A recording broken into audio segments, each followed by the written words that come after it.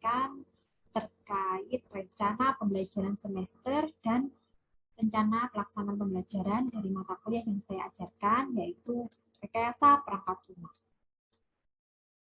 Baik, di sini rencana pembelajaran semester dari pertemuan 1 sampai pertemuan ke-14. Di pertemuan pertama, ya, sebelum saya jelaskan tentang setiap kemampuan akhir yang direncanakan, kami berangkat dari capaian pembelajaran mata kuliah, ya, yaitu mahasiswa dapat memahami konsep RPL, kemudian mampu merancang suatu perangkat lunak dari hasil analisa, ya, yang diberikan baik secara mandiri maupun secara kelompok. Serta setelah mereka berhasil menganalisa, baru mereka akan bisa membuat dokumentasi dari kebutuhan sampai perincian. Nah, itu adalah capaian pembelajaran mata kuliah dari mata kuliah rekayasa perangkat lunak. Tidak hanya membuat suatu perangkat lunak selesai, tetapi mereka harus bisa bertanggung jawab terhadap apa yang mereka buat, ya. Jadi ketika perangkat lunak itu sudah selesai digunakan, setelah selesai di-develop,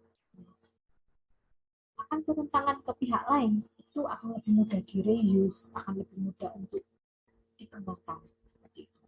Nah, kemudian setelah capaian pembelajaran mata kuliah ditetapkan, kemudian prodi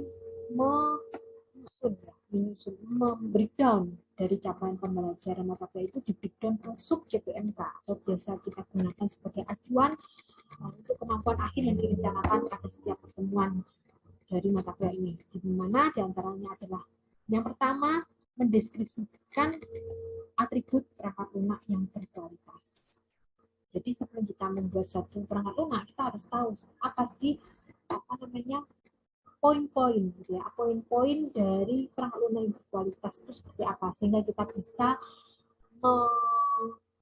mengembangkan atau memulai sesuatu itu dari yang terprogram, atau istilahnya pengembangan sesuatu itu tidak berdasarkan khusus, tidak terencana, gitu ya, maksudnya tidak terencana, artinya kita harus mengetahui ukurannya itu. Kalau mau bikin perangkat lunak ya harus, contohnya misalkan maintainability, gitu ya, ada kemampuan untuk bisa di-maintain. Kalau perangkat lunak itu tidak bisa di-maintain, ya apa gunanya kita membuat suatu perangkat lunak. Jadi kita harus tahu atributnya, atribut perangkat lunak yang berkualitas itu seperti apa. Yang pertama maintainability, kemudian ada security dan lain sebagainya. Yang kedua, setelah kita tahu atribut perangkat lunak yang berkualitas yang akan kita kembangkan, baru kita mendeskripsikan proses pengembangan perangkat lunaknya. Jadi proses yang di sini adalah yang dimaksud adalah masih proses secara umum. Baru yang ketiga, kita akan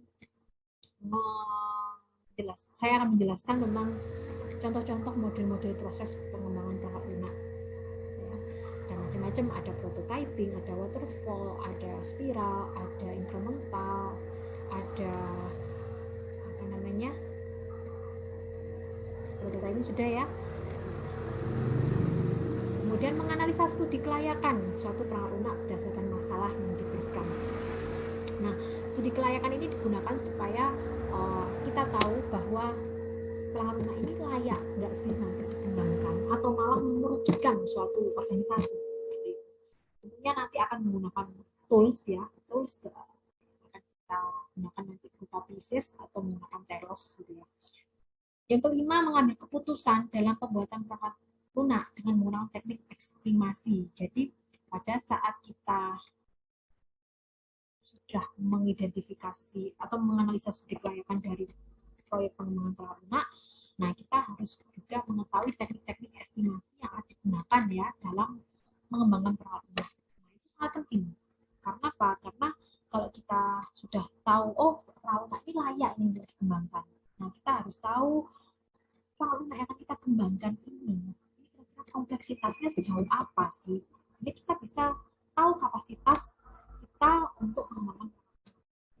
Kalau karena itu cuma ini kompleksitasnya nggak terlalu besar, ternyata ya masuk sederhana, gitu ya, ya kan, kita bisa menggunakan acuan itu sebagai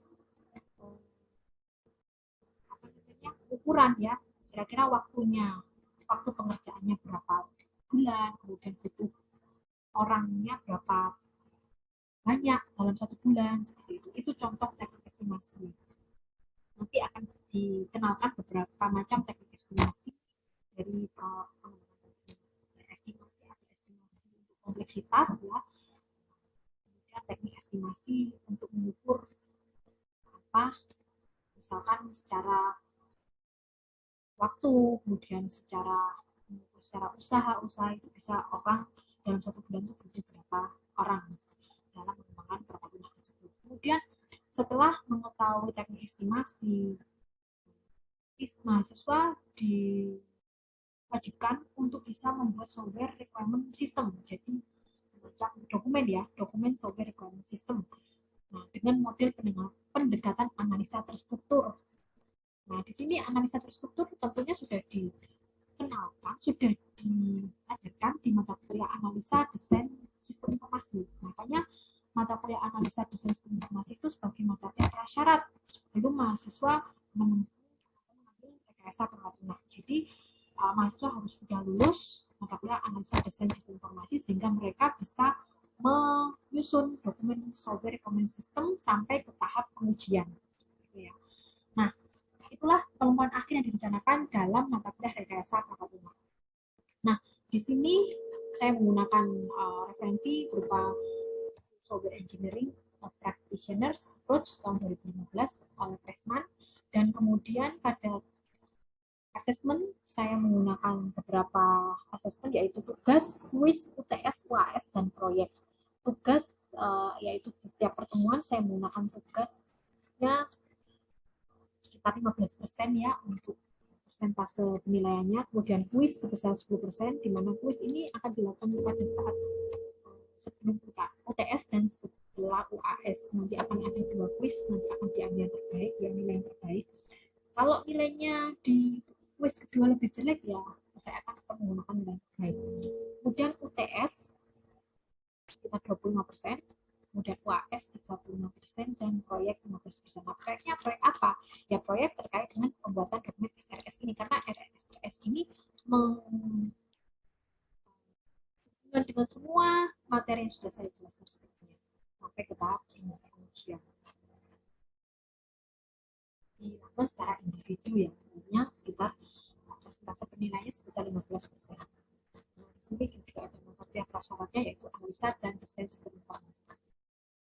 Nah, di pertemuan pertama nanti sesuai dengan kemampuan akhir yang direncanakan, dosen akan menjelaskan materi-materi pokoknya yaitu definisi perangkat lunak, tipe perangkat lunak, definisi rekayasa perangkat lunak, dan atribut perangkat lunak yang berkualitas. Di sini saya akan menggunakan metode ceramah, inquiry, diskusi, dan tanya jawab, di mana setiap saya memberikan materi, saya akan memberikan semacam pertanyaan singkat pada mahasiswa, dan mahasiswa harus bisa menjelaskan secara lisan. Kemudian di tugas take home, saya akan memberikan mahasiswa tugas untuk identifikasi perangkat lunak berdasarkan tipe-tipe perangkat lunak, dan kemudian memberikan contoh perangkat lunak dengan menjabarkan dalam bentuk atribut-atribut perangkat lunak yang sudah dijelaskan sebelumnya. Kemudian di pertemuan kedua, yaitu kemampuan akhir yang direncanakan adalah mendeskripsikan proses pengembangan perangkat lunak, di mana materinya adalah berupa produk dan proses perangkat lunak, kemudian aktivitas fundamental proses perangkat lunak. Ini masih dijelaskan proses pengembangan perangkat lunak secara umum ya. Masih secara umum proses fundamentalnya seperti apa di analisa, kemudian ada desain. Analisa ini biasanya berangkat dari komunikasi dengan klien ya, analisis komunikasi dengan klien, kemudian dalam tim programmer, tim internal software, kemudian baru dilakukan analisa, kemudian analisa ini terkait analisa persyaratan ya, analisa persyaratan sistem, yaitu analisa persyaratan secara fungsional dan non fungsional, kemudian lanjut ke dalam desain ya, desain sistem, desain sistem itu ya sesuai dengan mata kuliah ASI yang sudah dijelaskan di mata kuliah ASI, dengan ada desain secara prosedural, kemudian desain struktural, kemudian setelah desain baru menggunakan desain secara interface ya, desain interface. Kemudian Setelah desain dilakukan implementasi atau codingan, ya, coding, kemudian dilakukan pengujian seperti itu. Nah, setiap pertemuan dilakukan durasinya sekitar 3 SKS, di mana setiap SKS ada 50 menit gitu ya. Maaf kalau tadi benar masih kalau tadi terlewatkan terkait SKS-nya ya. Kemudian di pertemuan ketiga menjelaskan penggunaan model-model proses pengembangan peraluna, yaitu model proses pengembangan peraluna. Kalau yang di pertemuan 2 ini masih menggunakan proses pengembangan peraluna secara umum ya. Di pertemuan selanjutnya ini model proses pengembangan peralunanya sudah di detail lagi ya, di mana ada waterfall, incremental, kemudian ada prototyping. Nah, semuanya itu apakah mahasiswa harus menggunakan semua model itu? Ya tidak, semua tergantung dari tipe pengembangan atau tipe proyek perangkat lunaknya atau tipe perangkat lunaknya lah ya. Jadi misalkan sistem informasi rumah sakit harus menggunakan prototyping ya tidak, semuanya itu tergantung dari apa namanya, satu ya, tergantung dari tipe kliennya. Itu bisa klien seperti ini mintanya komunikasi terus dengan programmer atau dengan sistem analis ya, memang cocok menggunakan prototyping. Jadi semuanya itu tidak bisa disimpulkan bahwa setiap model proses pengembangan peralatan itu ada yang tepat sekali, ada yang salah, tidak ada. Jadi semuanya menyesuaikan dengan kebutuhan dari proyek perangkat lunak itu sendiri. Nah, itu di pertemuan 3 dan 4 ya. Kemudian di pertemuan 5 dan 6 baru dilakukan studi kelayakan ya. Mahasiswa akan dikenakan lebih dalam terkait studi kelayakan suatu perangkat lunak ya, terkait kebutuhan dan ruang lingkup sistem, kemudian nanti akan digunakan tools ya dalam melakukan studi kelayakan. Di pertemuan ketujuh baru akan dilakukan suatu pengambilan keputusan menggunakan teknik estimasi. Jadi misalkan mahasiswa itu sudah melakukan studi kelayakan dari suatu proyek pengembangan perangkat lunak, nah mahasiswa harus bisa mengambil keputusan, saya harus menggunakan teknik estimasi ini untuk merencanakan suatu proyek pengembangan perangkat lunak. Untuk apa sih teknik estimasi? Yang supaya tahu kira-kira budgetnya butuh berapa, kira-kira komplek apa sih perangkat lunak ini, sehingga nanti bisa diketahui budgetnya sekian, kemudian usahanya butuh berapa. Usaha itu diukur dengan jumlah orang ya, jumlah tenaga yang dibutuhkan dalam 1 bulan itu, dalam satuan orang per bulan biasanya. Nah, pastinya semua itu akan di-cover dalam materi konsep manajemen proyek ya, dan juga konsep perencanaan proyek perangkat lunak, estimasi proyek perangkat lunak, dan implementasinya, estimasi pada proyek perangkat lunak. Nah, kemudian dilakukan UTS ya pada pertemuan ke-8, kemudian di pertemuan 9 sampai 12 mahasiswa harus bisa membuat dokumen software requirement system dengan model pendekatan analisa terstruktur dan konsep prinsip analisa serta tahapan desain. Nah, di sini semuanya sebenarnya SRS ini merangkum dari semua materi yang sudah dijelaskan di pertemuan 1 sampai pertemuan 7. Nah, namun di sini akan ditambahkan suatu materi terkait tentang pemodelan analisa terstruktur. Ini mungkin refresh dari mata kuliah analisa desain sistem informasi. Baru di materi selanjutnya adalah konsep desain terkait abstraction, requirement, modularity, arsitektur perangkat lunak, hierarki, kontrol, struktur data, prosedur perangkat lunak, information hiding. Ini satu desain ya, desain sebelum si programmer itu atau sebelum engineer implementasi. Sebelum mereka ngoding, setelah mereka tahu estimasinya sekian, oh ya butuh orangnya sekian-sekian, nah baru pada saat tahap implementasi saya tuh mau model programmingnya seperti ini loh, karena ini lebih menghemat waktu atau mungkin lebih memudahkan si programmer untuk menyelesaikan suatu proyek yang lunak. Nah, di sini akan lebih dijelaskan di pertemuan 9, 10, 11, dan 12 karena lebih butuh banyak analisa ya di sini. Analisa nanti akan ditunjukkan beberapa contoh program ya atau perangkat lunak, nanti mahasiswa harus bisa menganalisa, bahkan juga mahasiswa akan diberikan tugas secara mandiri untuk membuat suatu ini. Nah, di pertemuan 11 ya, di pertemuan 11 dan 12 mahasiswa akan diberikan tugas secara mandiri untuk membuat contoh kohesi dan kopling. Nah, selanjutnya di pertemuan ke-13 sampai ke-14, nah, mahasiswa menyusun dokumentasi perangkat lunak lengkap. Nah, menyusun dokumentasi perangkat lunak lengkap sampai dengan pengujian. SRS itu tadi sebenarnya digunakan sebagai proyek, ya, proyek yang persentase nilainya sebesar 15% ya. SRS itu tidak berhenti sampai di implementasi, tapi sampai ke pengujian perangkat lunak lengkap. Jadi mahasiswa setelah menyusun menyusun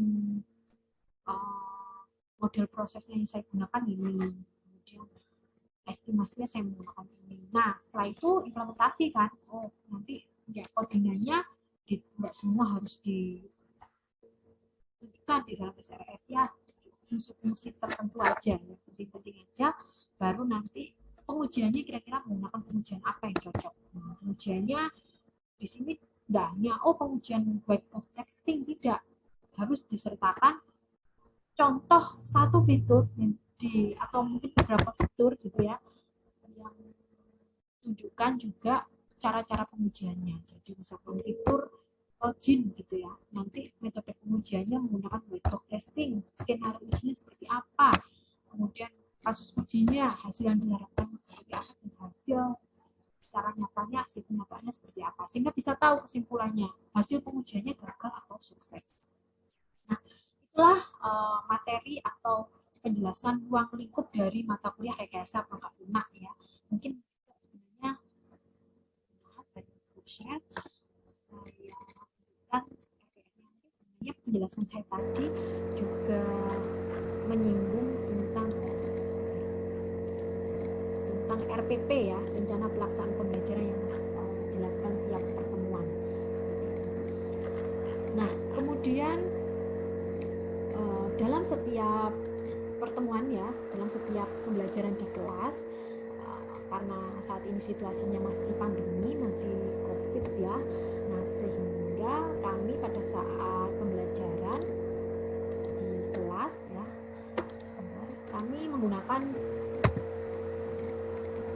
LMS di kampus atau dinamakan virtual kampus ya. Di kampus terjadi virtual kampus, di mana setiap dosen itu memiliki akses untuk masuk ke kampus ini.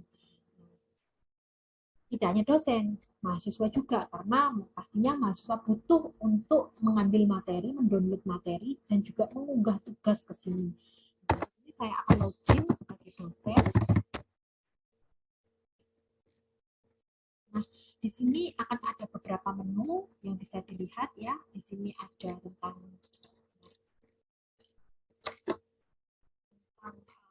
Institut Informatika Indonesia, kemudian ada program studi, kemudian P3M, PMB, penerimaan mahasiswa baru, akademik ini akan ditunjuk, akan diisi atau berisi dengan informasi kalender akademik, peraturan, panduan, berkas KP atau TA, dan juga disinilah di kampus ya, yang akan kita gunakan sebagai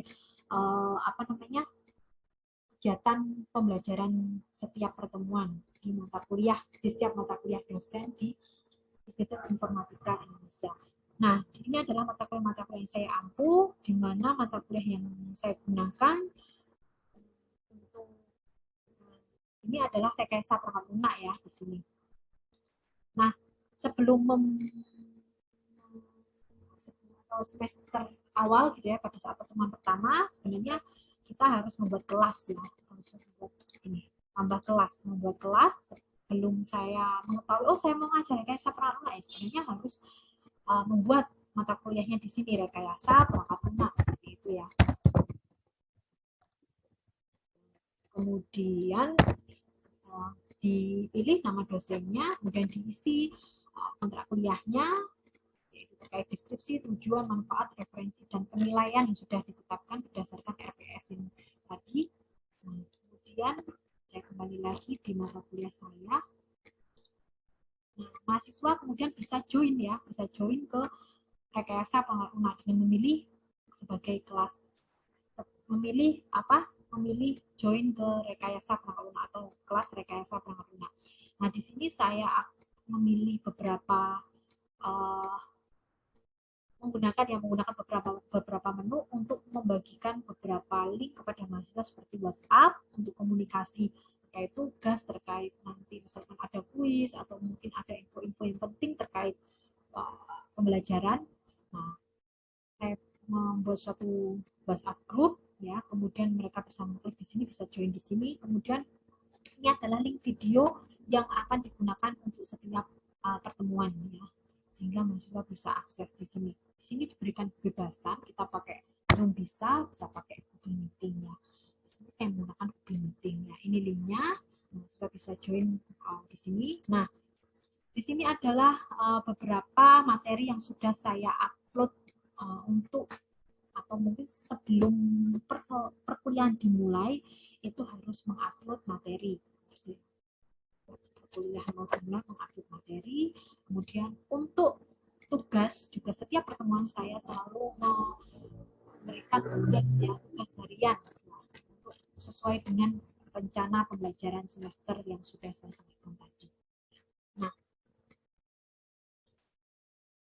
itulah kira-kira terkait dengan virtual kampus.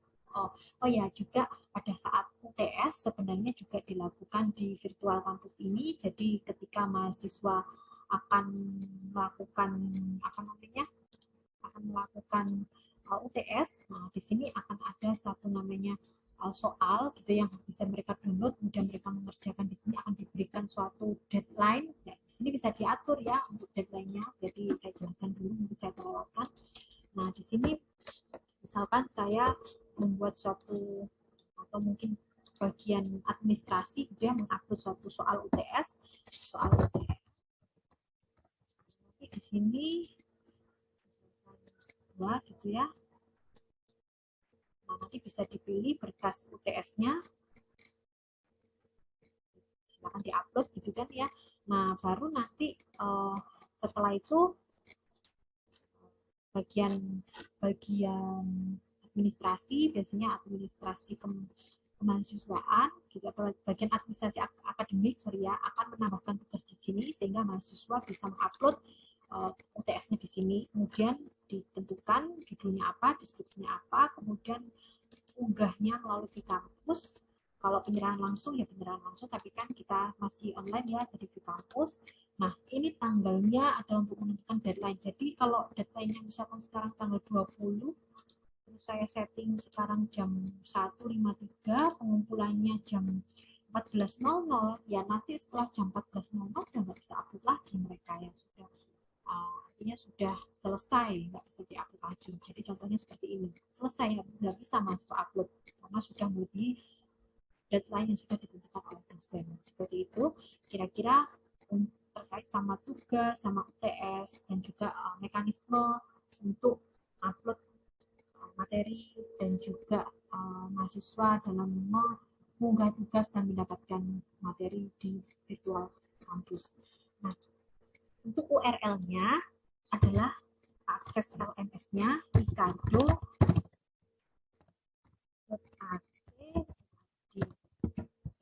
Kemudian nanti Bapak Ibu sebagai asesor, mungkin Bapak Ibu bisa menggunakan akun sebagai asesor kita, kemudian passwordnya 12345.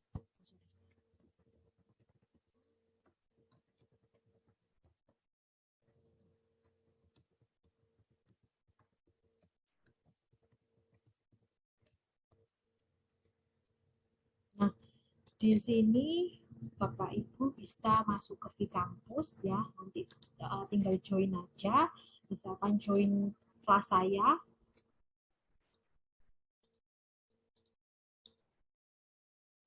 Nah, di sini masuk ke daftar kelas ya, masuk ke daftar kelas, kemudian kalau kelas saya kan dosen, masuk ke kelas daftar kelas, kemudian cari mata kuliah. Nah, di sini ada kan ya, rekayasa pengamat, tinggal bergabung ke kelas ini seperti itu. Nah, nanti setelah bergabung ke kelas ini, nanti tinggal mahasiswa itu bisa download materi dan juga bisa mengunggah setiap tugas atau mungkin ada ujian ke kelas rekayasa perangkat lunak. Nanti mahasiswa juga bisa melihat riwayat perkuliahan jika mereka sudah menempuh 1 semester, mereka bisa melihat mata kuliahnya apa saja, kemudian nilainya akan bisa diakses di sini. Nah, mungkin seperti itu Bapak Ibu. Nanti akunnya untuk lebih detailnya saya akan tuliskan di file TXT seperti itu. Terima kasih atas waktunya dan atas perhatiannya. Saya sampaikan wassalamualaikum warahmatullahi wabarakatuh.